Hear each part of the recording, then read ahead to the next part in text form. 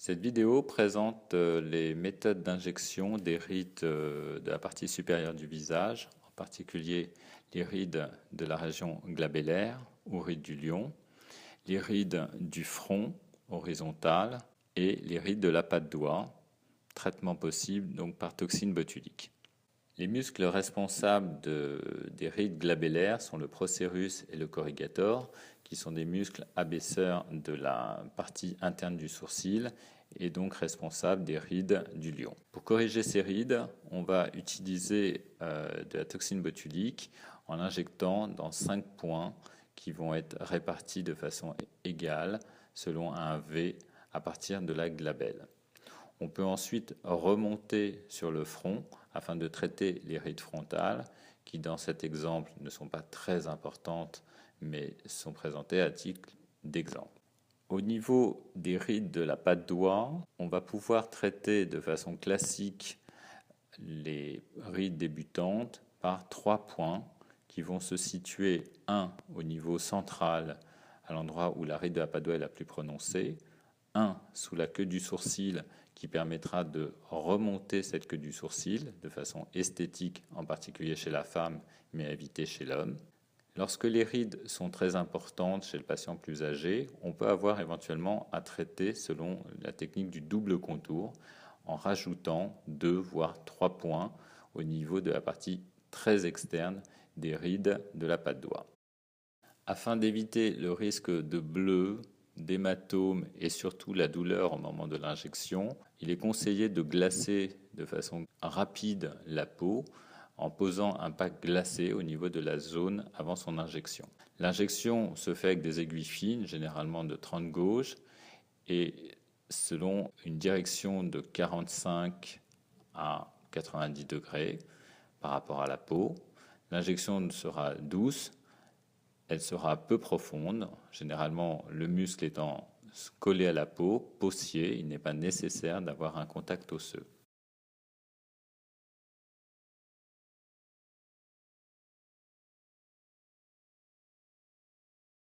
L'injection du point sous la queue du sourcil est particulièrement intéressante chez la femme car elle va permettre de détendre le muscle orbiculaire dans cette zone et de laisser la partie externe du muscle frontal travailler, ce qui aura un effet de remontée de la queue du sourcil particulièrement intéressant chez la femme, féminisant le haut du visage et généralement déconseillé chez l'homme.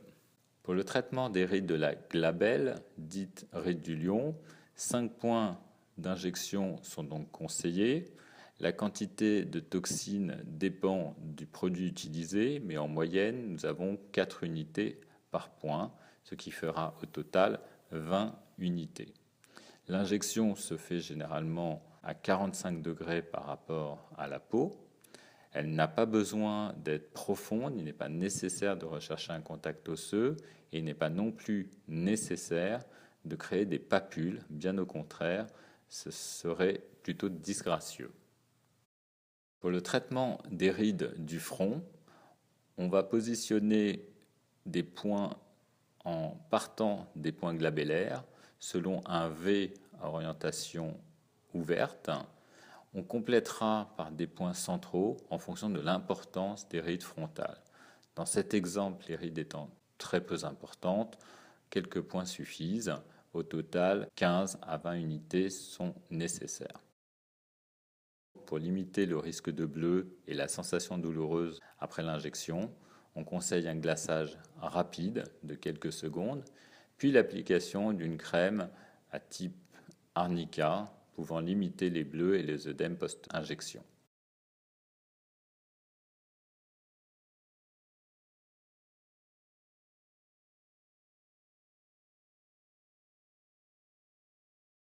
Enfin, si on veut parfaire le traitement et permettre aux patients de reprendre une vie sociale immédiate, il est conseillé de maquiller légèrement les traces de l'injection.